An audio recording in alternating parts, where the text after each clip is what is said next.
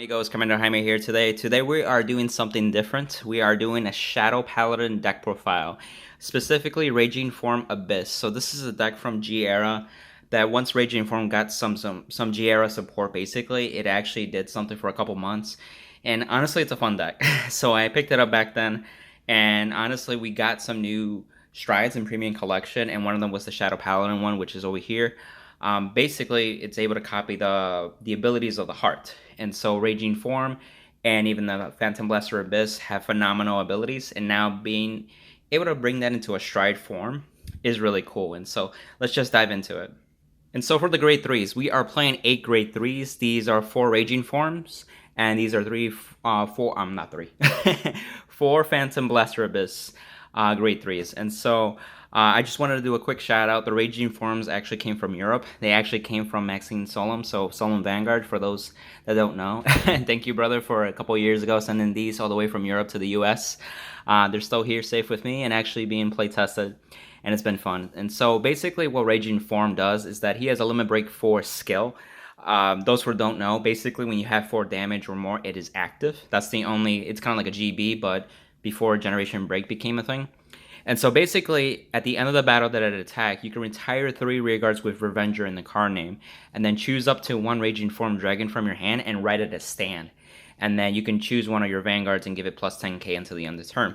So basically what it enables, a restanding Vanguard turn in a way, basically. And so you're performing a rewrite in the middle of your battle phase. Of course, you're retiring your rearguards, and of course it's behind Limit Break 4, so there are some requirements that make it a little bit challenging. But ultimately, with G-Era, we did get support with the grade 2 that essentially allowed us to do this effect or skill twice in one turn. So you would actually get 3 Vanguard attacks, and so thus giving you 6 drive checks in total. So basically, each attack was twin drive, and then you would be guaranteed a 21k base as a Vanguard as well. And so you became actually pretty deadly. And to be honest, there are cards that enable the Limit Break 4 right off the back, and so I'll get into that. But one of the cool things that with G-Era, if your deck had early game, it had a really good chance to winning most matchups. And because of Raging Form, you're able to do this where your opponent's at grade 2 if you open up with the combo pieces or you have cards that fetch for them. So it's really fun and it's really cool and it's really powerful if your opponent's not really ready for that, because you do a lot of attacks, and if you're ripping drive tricks that have triggers, like critical triggers, it can really push them out of the game. And so that's fun. And then for the backup grade 3 is the Phantom Blaster Abyss. So it's a Legion. And so for those that don't know, basically Legion is that you return 4 cards from your drop zone into your deck, and then you seek the mate that is specified in the card. In this case, it's Blaster Dark Revenger Abyss. And then you perform Legion. And so that his other skill is basically at the end of the battle, you can counterblast 2 if you're Legion, and then retire 3 of your rearguards with Revenger in the name, and you can actually stand all of your Vanguards. So your whole Legion as a whole restands. So that way you're this big Vanguard performing a second attack that turn. So it's another restanding grade 3, essentially. And it's very cool because it's Legion, you return cards from the drop zone to the deck. So you can return your triggers, your heal triggers, your critical triggers. So your drive checks become more deadly. And honestly, with Legion, sometimes they took longer because you can drive check and damage check heals more often because you're able to recycle them, basically. And so now we have that access to. And then the third skill is very little, very subtle, is that when this unit attacks a Vanguard, this gets plus 2k until the end of the battle if you have basically another card as a copy of that. Not a copy, in the same column. Actually, no, he doesn't require that. It's just when he attacks Vanguard. Wow, he's easier. There were some Legions that actually required another unit in the same column to get a plus 2 or plus 3, but this, on his own, he just gets plus 2k. So it becomes a 13k if you ride by grade 3 and you don't ride Legion, or basically there's still grade 2, so that hits some force numbers. But anyway, that number kind of matters to what I'm getting into. And so why does this all matter? Why these grade 3s, and why only 8, and all that kind of stuff? And it's really the stride from Premium Collection. So from Premium Collection, we got Orgaizer Dragon, where basically you can flip something in the G zone and you get all the abilities of your heart. And so the obvious ones are these 2. So you basically can have the Raging Form as a Raging Form, but in stride version. And there is a Raging Dragon, which is the Stride version of Raging Form, but it's not that great. There's a lot of cost behind it and a lot of specific requirements like discarding Abyss Dragon Grade 3s and stuff like that. They just make the deck wonky a bit, to be honest. And you only have so many counterblasts, and you need them to actually perform a Raging Form Dragon turn more than once to basically really make that turn count. Otherwise, you fall back to a different Stride. And so what happens is that you basically have the Raging Form turn, but basically your first Vanguard becomes a Stride. And so you're 26k base and you have triple drive. So your first Vanguard attack is actually powerful because if you're able to Stride, if you decide to do a Raging Form turn at grade 3, you have to deal with G-Guards at that point because it makes it a lot easier for them to guard it and you don't do as an effective turn. And you don't flip anything in the G zone, so your generation break is not active at all, which doesn't matter for the deck. But then we have cards like Ultima that require generation break 3 basically, that we can go into and finish the game too. But because we have the Stride that copies the heart and flips something, you're automatically GB2. And then if you G-Guard the next turn, you're automatically able to go into Ultima as Ultimate Stride, which is very powerful in this deck as well. It just takes advantage of that. And so ultimately, that turn, I will go into like a more of a combo just to show it off and show you how it plays out. But you'll have 7 drive checks at that point because you have the extra drive as a Vanguard, the first attack.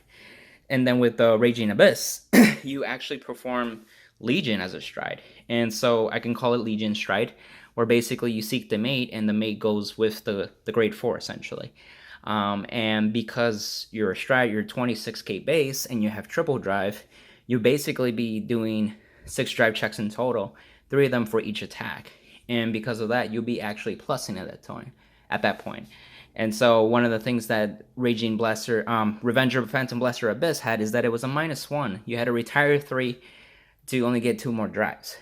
But if you got the triple drive, it's a +1 automatically. And if you had other cards that call the things for you to retire, then you just plus more. And then Raging Form, you have to retire basically 5 Regards, and then 2 Raging Forms from hand, so it was a -7 in hand and field advantage, and then you only see 4 more drive checks, so it was a -3, but there are other cards that compensate that to make it break even and also be very effective in that way. So I know I took a little time to explain that, but I wanted to make that clear. So this deck is Revolve. Ideally, if you can resolve Raging Form as soon as possible as the first aggression play that you have, then you're in a better place. But you also have your backup as the Phantom Blaster Abyss Dragon, and you can perform Legion as a Stride and really go nuts from there. And I'll explain too how that looks like too in a bit with the combos. On to the grade 2s. So we are playing 14 grade 2s. Honestly, we have the magic over here with both Mana and Dark Bless Angel. So Mana is very nice. It's very great to basically having retire fodder. And so what she does when she is placed on Vanguard or Rearguard Circle, and if you have a Shadow Paladin and Vanguard, then you can search your deck for up to grade 1 or less Revenger in the card name and call it to Rearguard in the same column as this unit. And then at the end of the turn, you return that to the bottom of your deck, basically. And so ultimately, it fetches you for retire fodder, and then of course you have some grade 1s that actually do some benefit on your turn, and I'll cover that as well, such as like the Limit Break 4 Enabler, Mara, which gets you a grade 3 copy, ideally for Raging Form, and some other great ones that might just make better numbers too, because she's an 8k base, so some numbers don't match up where you can potentially push a 10k shield out of your opponent too, but ultimately you end up taking a 5k shield from her battle because she's 8k, so nothing you can do much about it. But she's wonderful on making that retire fodder easily for Raging Form in both Phantom Blaster Abyss and even in your Strides, so it's really good just overall. And it has a Revenger name too.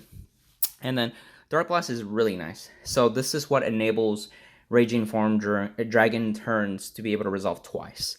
So basically, when it's put into drop zone from Rearguard for the cost of your unit's ability, and if you have a grade 3 or greater Vanguard with Revenger in its name, you may pay the cost, which is the Counterblast. If you do, search up to 1 grade 1 with Revenger in its card name and call it to Rearguard and shuffle your deck, of course. And then at the end of the turn, you retire that unit that was called by this effect. And so basically what happens is that since you only have 5 Rearguard circles, you retire 3, you only have 2 Rearguards left. But if you retire her, you can call a grade 1, and now again, you have 3 Rearguards that you can actually retire for Raging Form skill again. And so that's how you're able to do it twice in one turn to get 3 Vanguard attacks that way. It's really nice and it's really powerful, and it also fetches some of those missing pieces that you may need to resolve the second Raging Form skill. You can call Mar and Counterblast again, and then basically fetch a copy of Raging Form that way, for example. And then this is also useful maybe to build some columns with the Phantom Blaster Abyss Dragon. So you may not have it where that grade 1 may be retired, but at the same time, you can call certain grade 1s that can kind of hide themselves and give you back advantage, or you can just make a column that makes decent numbers too. And then also the Spectral Blaster Diablo Stride, you can retire this, pay the Counterblast to call something as another fodder for the skill that basically, because his skill is Soul Blast 1, and then during the battle phase is a red text skill that Counterblast to actually retire more rear guard. So you can help set up that turn more easily too, and get some combo pieces that you may need from the grade 1's abilities as well. And so with following that is really the support to go along with this. So for a good while, there wasn't really a good Revenger grade 2 outside of maybe Blaster Abyss and some other 12k hitters, and some of the Raging Form G-Era support was decent, but it wasn't great. And honestly, I'm grateful that V-Era, we did get a new 10k grade 2 with Revenger in the name in the form of Dormant. And so what he does on Rearguard Circle when he's placed, kind of blast Soul Blast 1, this unit gets 10k until the end of the turn, and if you have Claudus on your Vanguard or Rearguard Circle, you draw a card. And so what this means is basically he becomes a beater. He's a 10k base, so he can deal with some early game rush much easier that way, and then he can give you a draw too. And so these are the cards that honestly you rather ride Dormant as your Vanguard, and then if you want to use them as a Rearguard later on your other stride turns or even some of your power plays, he's an option. But the key thing, he's a Revenger that actually has some use. Before, I've thought of actually just regular 10k grade 2 vanilla Revengers as a more useful just for that early game defensiveness, but thank God we have the 10k V-Era version, so it has a skill and we can use it.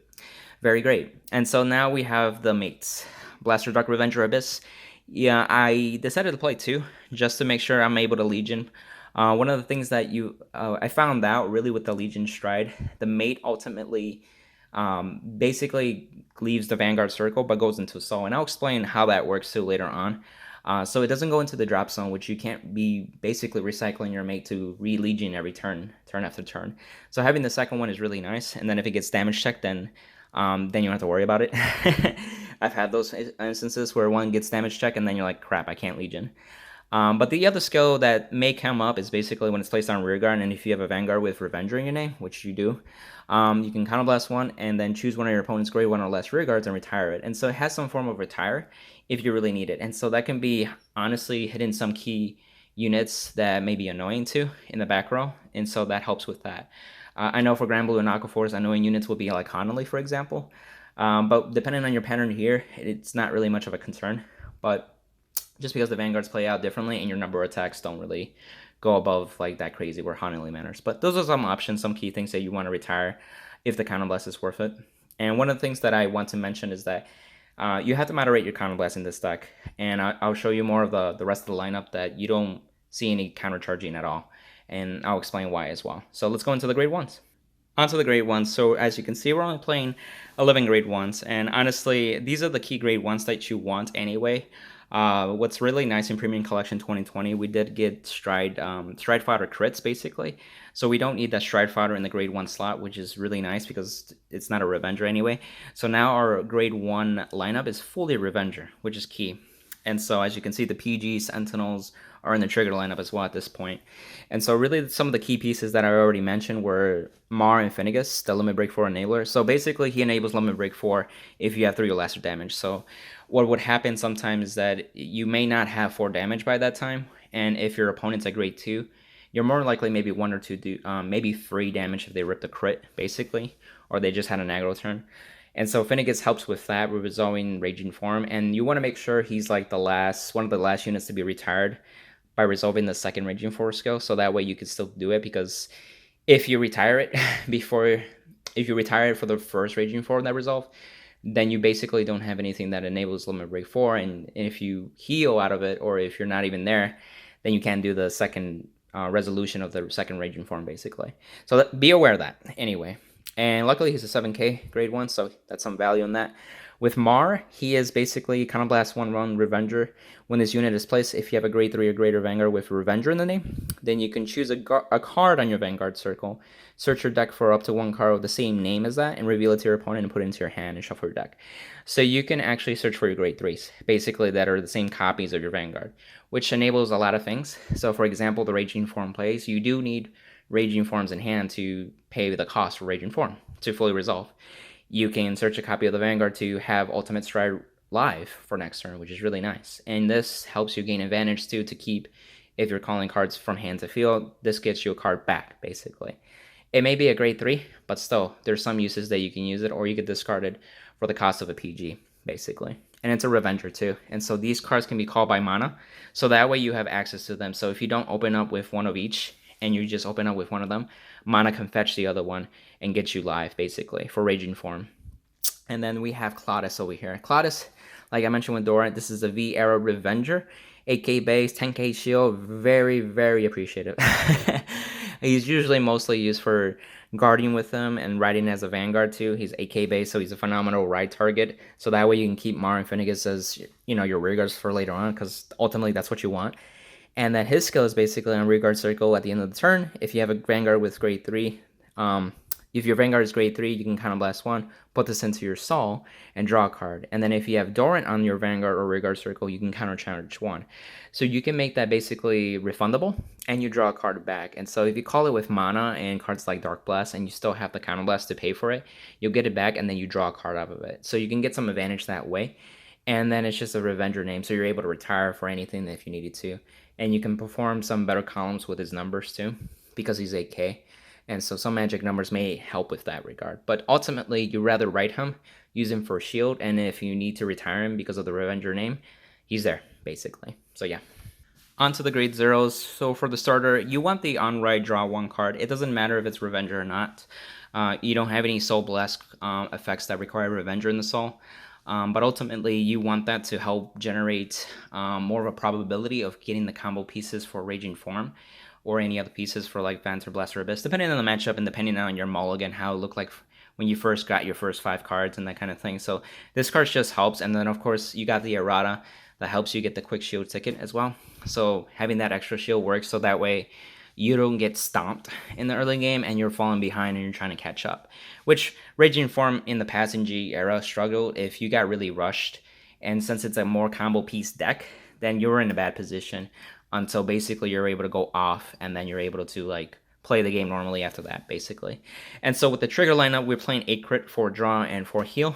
Honestly, before I did the 6 draw, 6 crit for the consistency, again, because it's a combo deck, but thanks to the starter, I was able to go back to the 8 crit again, and it's really nice. I appreciate it. And V-Era gave us a Revenger crit too, so we have the 10k power and the 15k shield that we can utilize. And then of course Premium Collection gave us the trigger that can allow us to perform stride. So now you have triggers that you could just discard, keep your Raging Forms, and then you can keep your Phantom Blaster Abyss to reride, to perform Legion, or just discard it for Ultima stride, basically. And then of course the triggers, you have the PG and the draw forms.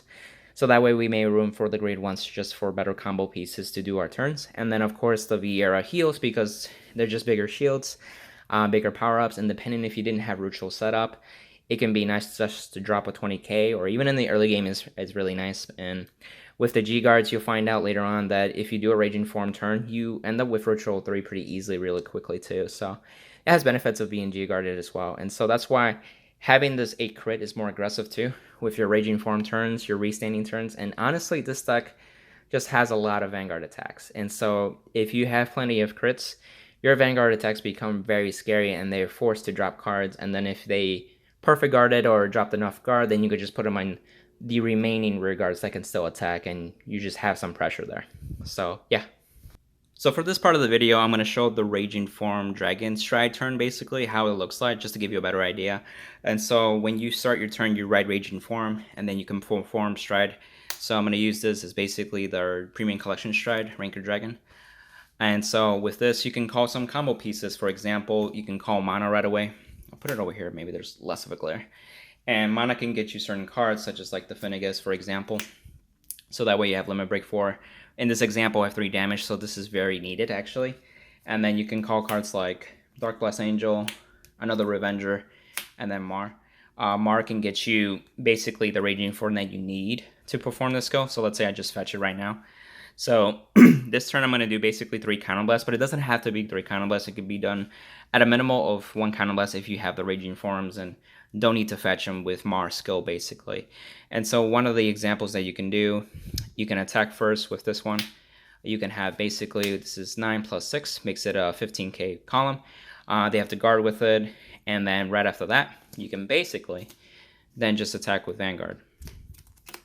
And like I said, you have triple drive, you're 26k, and then if you have 8k or a booster, you become basically 34k, which makes better numbers. And so let's just say drive checks, of course these are stacked, and you give power O to your regards that are still standing basically.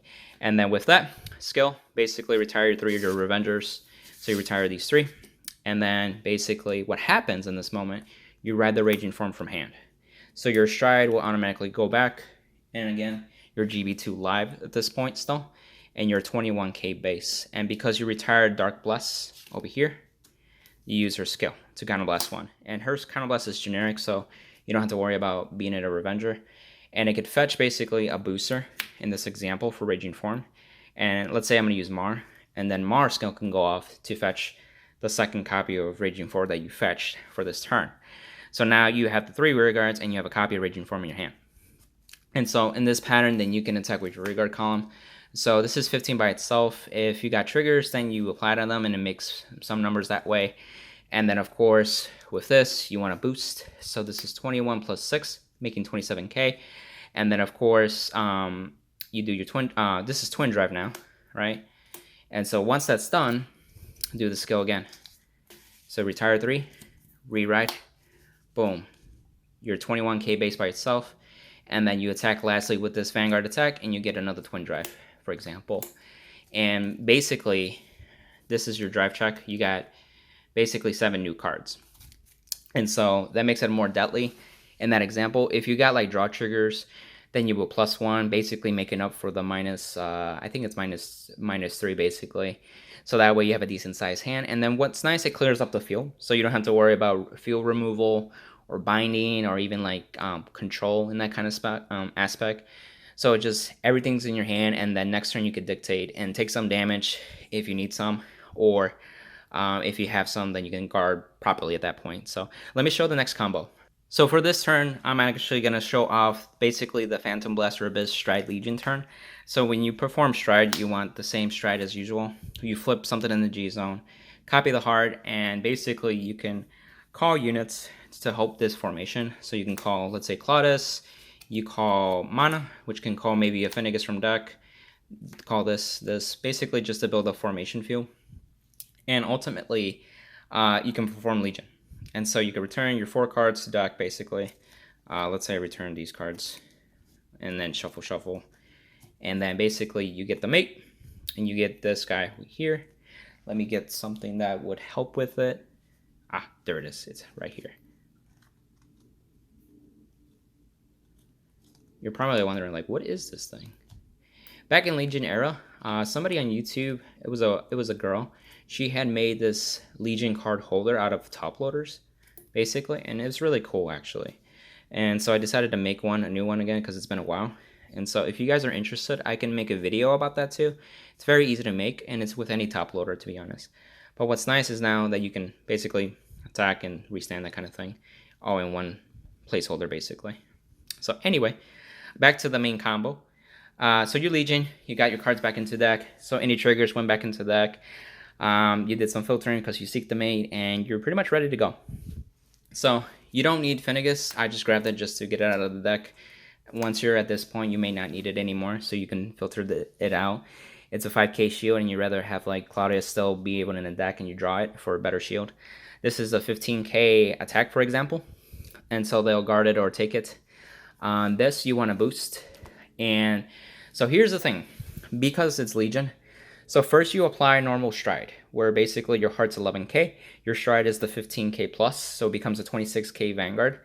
When you Legion, the mate's power is added onto it, and so then you have 26k plus 9, makes it a 35k Vanguard, And then because it also has the third skill where it attacks, it gets an additional plus 2k. It becomes, I believe, 37k, which makes excel and protect numbers too. So you're humongous. It's really absurd. And so you're 37 plus any booster, and you're triple drive.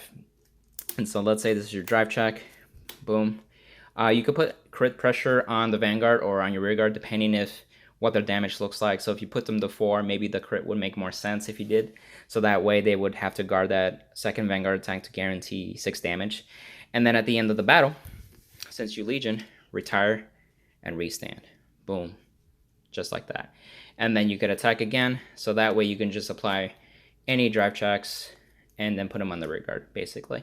And then if you use, oh yeah, it was kind of last 2 for the Legion restanding turn. And then you can attack, and if you use the extra counterblast for Dorant, that's also applicable, but this is 18k, and you stack any triggers on it. You see 6 drive checks, so 6 chances of triggers, and stack them onto a regard. So basically this is what it looks like. It's really cool. And now this is what I wanted to show. So what happens at the end of the turn, right? You have a mate and you're a stride. So the first thing that happens is basically your stride goes away, right? So then basically your heart becomes back to as a Vanguard, right? Now your mate is still kind of like just lingering. And so what happens, if you look at the rulings for Legion, whenever the mate's leader is no longer on the same Vanguard circle with it, it automatically goes to the soul. So it actually would go into the soul in that case. And the way you can compare it to is if that basically if you were in Legion normally as a grade 3 and you re-rolled the next turn, both of those units go into soul, and now you have a new grade 3. And if it's a Legion, you could do Legion, or if it's a break stride, it's a break stride. But point is, it's very similar to that ruling, and so that's how that mate ultimately ends up being in the soul. So it doesn't go to the drop zone where you can just recycle it, and that'd be great. Another key note, because the stride copied the abilities, he can still perform Legion on his own. And if you restride another Chain Ranker Dragon, he can copy the abilities because it's a new unit and perform Legion. So you can perform Legion with basically riding that one grade 3 and using those 2 strides, and then by himself, you can Legion 3 times without the need to rewrite another copy of him to do a Legion turn again. And that's very key. And so that way you can keep your grade 3s and have access to Ultima that way and just go from there. Onto the strides. So I'm playing basically 11G units. This is the Chain Ranker Dragon, like I mentioned. Flip something in the G zone, copy the heart's abilities. I just showed you the combos. It's really bonkers in this deck. Makes Raging Form Abyss basically something to be reckoned with, and also have access to Generation Break cards that basically need Generation Break 3 and higher, and that's usually your strides. And so another play that you can do a first stride is Dragabus Luard. Luard doesn't cost a counterblast. As you notice, this deck doesn't have a form of countercharge. So you really have to rely on counterblast management, and then also rely on some healing in that aspect. So be conscious of that and know when to use that counterblast. It's almost like the old school Revenger days. And so just be wary of that, basically. And so with Dragabus Luard, you can Soul Blast 1, flip a copy of the same unit as his name, and then of course you can retire one of your regards and call up to 2 great ones to regard.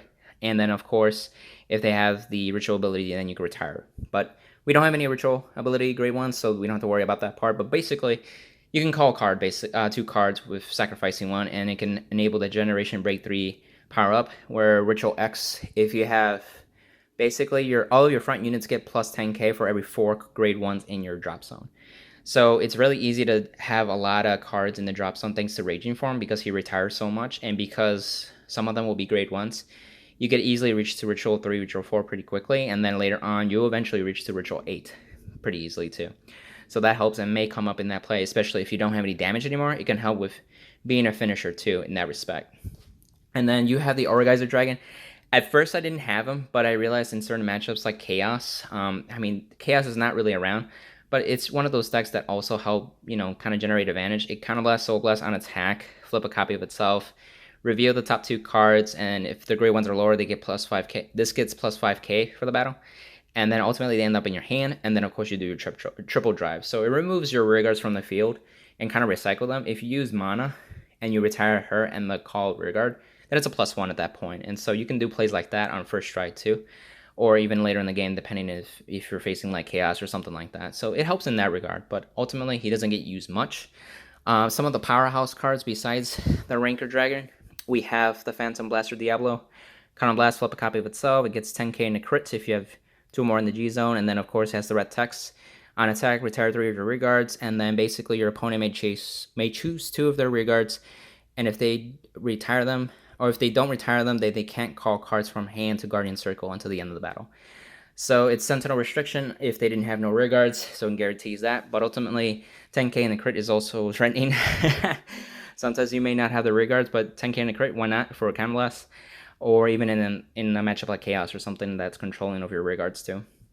And then we have Spectral Blaster Diablo. Ultimately, he's the other restanding stride that you can go into outside of relying on the Chain Ranker Dragon to do the Abyss or the Raging Form plays. So blast 1, retire 1 of your rear guards, and flip something in the G zone, and then it gets the red text skill. GB3, Counter Blast 2, choose 2 of your rear guards and retire them at the end of the battle that it attack, and it gets minus drive 2 for the rest of the turn. And then if you had a hard card with Diablo, which we don't, it doesn't matter. So point is, you can retire up to 3, but you retire 1 in your main phase and retire 2, and that's where the Dark Blast comes into play. So it helps with that regard, and then it's a restanding turn. It goes triple drive and 1 drive after that, so you can get the benefit of some triggers on the first attack and apply them to itself or rear guards as well. And then lastly, Ultima. Ultimate Strike, Counter Blast 2, search for up to 4 cards, put them 2 into the field and 2 on top of the deck in their order. This allows you to call solid rear guards and then stack crits. So you're lethal at damage 3, and if they don't have enough shield, like no PGs or anything like that, you can just one-shot them basically. Just like the Genesis video with Marduk, Himiko, and then Wiseman. You can one-shot them from 3 damage basically. And so these are your powerhouse strides. So you feel free to play around and change it up. So that could help you too in that regard as well. And lastly, the G guards. We are playing 5 G guards. We are playing one of the Jolito. She's really there just to help enable this generation breakthrough as soon as possible. So if you G guard it once and then you G guard it a second time, it gets you to Ultima that quickly. Of course, you can grab up to 2 of your grade 1 or lower rear guards from your rear guard circle and put them in the Guardian circle. And then if you move to 2, then you can draw a card. So it helps shield, reuse your grade 1s, but ultimately you're retiring them with Phantom Blaster Abyss, and then of course Raging Form, so it really doesn't come up that often. And then of course you have access to Plotmaker Dragon and Darkville Dragon. Plotmaker Dragon is really nice. It's just Ritual 3, get plus 10k automatically. It's just nice. This SP is just shout out to Senpai. I got this a long time ago. I still play. It's really nice SP. Whoops, I hit the camera. But anyway, it's a really nice SP, so shout out to him as well. And then of course we have Darkville Dragon over here on the left. And so basically what it does is that it's when it's placed on Guardian Circle, Soul Blast 1, and then for every 2 grade 1s in your drop zone, it gets plus 5. And so this actually scales with more grade 1s in your drop zone, which actually do add up with this deck. And one of the key tips is that it's Soul Blast 1. Soul Blast the grade 1 that you rolled with, so it helps with your ritual count. And then of course they can be probably reused if you shuffle them back with the Legion skill basically. And so sometimes the Darkville becomes a lot bigger than the Plotmaker. So that's why I play 2 of them and play 2 Plotmaker, because they're just phenomenal. So yeah. And so that's the deck profile, guys. I hope you enjoyed it. Honestly, it's very fun. It's more of a casual deck, combo based deck. So if you like that, definitely try it out. Feel free to tweak some of the ratios, some of the card choices that I had in the G zone too. Definitely love to hear any feedback, any changes in that. It's honestly really cool. I enjoy this deck. Revengers are fun. And honestly, this is the only Shadow Paladin deck that I have. So I don't play Luard, I don't play any Claret or anything like that. It's just Revenger, Raging Form, basically. And if you want to go more budget, you don't have to get the Abyss Legion. You can just rely on Raging Form and some of the old Raging Form G-Era support. Or if you want to go with the Abyss and throw in the Mordred from V-Era to make it more of like a Revenger, Mordred, Phantom Blaster Abyss deck, that's also plausible. Force 1. Well, because you have 2 Vanguards to get both the power, so you get plus 20k with Force 1, so that's something to take advantage of. And then, of course, Force 2 gives you that crit pressure. So that's that one route. I decided to go the Raging Form route with the Phantom Blaster Abyss backup, basically. And honestly, it's fun. So you can go either way. And leave a like, comment down below, share, and subscribe. See ya, amigos. Bye.